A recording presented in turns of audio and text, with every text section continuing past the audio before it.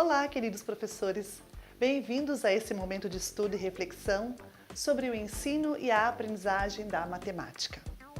Hoje, vamos ver um exemplo de tarefa de piso baixo e teto alto. Mas antes, vamos falar um pouco sobre como vemos a aprendizagem dos nossos alunos. Primeiro, acreditamos que a aprendizagem depende somente da maturidade intelectual, do interesse do educando e dos limites que eles possuem? Ou, segundo, entendemos que eles são capazes de aprender independentemente de seu conhecimento prévio ou de sua maturidade biológica, e que eles conseguem ir mais longe do que pensamos se forem profundamente desafiados. Bem, a crença sobre a aprendizagem dos alunos influencia efetivamente a forma como ensinamos. Sobre isso, encontramos duas vertentes completamente diferentes, que se pautam em crenças a respeito do tipo de mentalidade.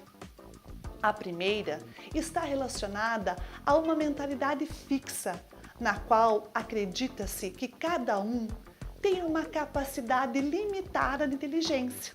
São os mindset fixos. A segunda se dirige a uma mentalidade de crescimento, ou seja, acredita-se que cada um de nós pode se modificar e se desenvolver por meio de esforço e de experiências. É nessa perspectiva que me dirijo a você, meus queridos professores. O que queremos para nós como docentes? Uma mentalidade fixa ou uma mentalidade de crescimento? Precisamos entender as consequências de nossas escolhas. Acreditar que todos podem aprender tudo o que lhes for ensinado de matemática é ter essa perspectiva de mindset de crescimento. Agora, pensar que esse ou aquele conteúdo de matemática pode não ser aprendido, ou porque é difícil, ou porque não pertence ao planejamento do ano, é ter a perspectiva de um mindset fixo. Uma mentalidade de crescimento nos conduz a caminhos desconhecidos, enquanto que a outra nos deixa em uma zona de conforto que não nos permite sair e se arriscar. Professor, precisamos acreditar nas potencialidades dos nossos alunos e trabalhar na perspectiva do mindset de crescimento. Isso é um desafio que exige de nós coragem e determinação para deixarmos nossas velhas crenças e apostar em uma aprendizagem efetiva e significativa de todos os nossos alunos. Por isso, convido você, querido professor, que olhe para a sua prática e perceba em qual mindset você se vê. Entenda que a escolha de um ou de outro irá influenciar também as crenças dos seus alunos. Acreditar na capacidade deles é levá-los mais longe e formar neles mentalidade de crescimento. Enquanto que, ao permanecermos em nossa zona de conforto, podemos fixar neles a ideia de que nunca serão capazes de aprender matemática. Para que isso aconteça, devemos deixá-lo em esforço produtivo, como aponta Katia Smoley. Segundo ela, esforço produtivo é uma ação cognitiva do aluno que visa superar algo difícil e fazer progressos, o que depende muito das ações do professor e do tipo de atividade proposta em aula. É nesse sentido, querido professor, que venho compartilhar com vocês algumas ideias para esse trabalho de mindset de crescimento e de esforço produtivo no ensino e na aprendizagem da matemática. Vamos ver o que tarefas de piso baixo e teto alto de Jo Boaler dizem, porque segundo ela, a matemática não é um conjunto de métodos, é um conjunto de ideias conectadas que precisam ser entendidas. A primeira delas é ver padrões em números. Para tanto, ela nos aponta pontos estruturantes para uma aprendizagem mais visual. Segundo ela, precisamos seguir 3 etapas: visualizar, brincar e investigar. Vamos olhar para essas etapas na tarefa que proponho a seguir.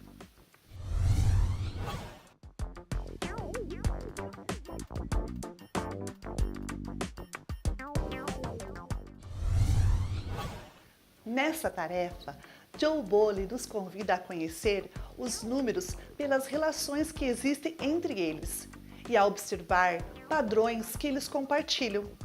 Faremos isso seguindo as 3 etapas: visualizar, brincar e investigar. Hoje, porém, ficaremos com a primeira etapa, a da visualização. Vamos lá! A etapa da visualização é o momento de observar e identificar padrões possíveis entre os números. Para os alunos em sala de aula, você vai precisar de lápis de cor ou canetinhas coloridas para fazer essa tarefa. Vamos praticá-la. Observem o que há de comum entre essas representações. Essas características em comum que estamos vendo em alguns números são padrões numéricos. Vamos marcar com cores iguais os padrões iguais que encontramos. Por exemplo, encontramos um padrão no 2 e o procuramos em outros números, como no 4, no 14, no 20, no 34, entre outros. Mas, se olharmos para o 4, alguém poderá ver um padrão somente para ele. Assim, o 4 se tornaria um padrão a ser observado em outros números, como no 8, no 20 e no 32. Desse modo, podemos seguir igualmente com os outros números, encontrando outros padrões numéricos. Outra atividade nessa tarefa é fazer os alunos verificar possíveis agrupamentos. Como podemos agrupar ou organizar números para mostrar o que eles têm em comum? Observem o padrão a partir do número 3. Podemos dizer que compartilham do mesmo agrupamento, ou ainda, que eles compartilham um fator em comum. Olhando para cada um, vemos o mesmo padrão de agrupamento, ou seja, o mesmo fator, 3. Assim, podemos compor os grupos por meio de uma multiplicação por 3. Vejamos, um grupo de 3 é igual a 3, 2 grupos de 3 é igual a 6, 3 grupos de 3 igual a 9 e assim sucessivamente, dentro dessas representações numéricas. Indo um pouco mais longe em nossa observação, verificamos que algumas representações numéricas estão dispostas em forma de um triângulo. Assim, podemos chamar esses números de triangulares. Observe que as demais estão dispostas em outros formatos, de modo que podemos ver 2 pentágonos de 5 lados e um heptágono de 7 lados. Isso nos diz que, além do 3, estes números compartilham de outros possíveis padrões, como o do 5 para os pentágonos e o do 7 para o heptágono. Viram como podemos estabelecer diversas relações entre os números e descobrirmos padrões que facilitam o nosso entendimento, por exemplo, de divisibilidade e de decomposição de números em fatores? Independentemente do grau de complexidade que dermos a esta tarefa, o envolvimento dos alunos vai longe, pois ela se faz interessante e desafiadora, de modo que todos podem se envolver com um esforço produtivo e fazer progressos. É por isso que chamamos tarefa de piso baixo e teto alto. Bem, as próximas etapas do brincar e do investigar serão vistas no próximo vídeo. Obrigada por ficarem comigo neste momento de estudo e reflexão. Se você gostou, deixe seu like e se inscreva aqui no canal. E até lá!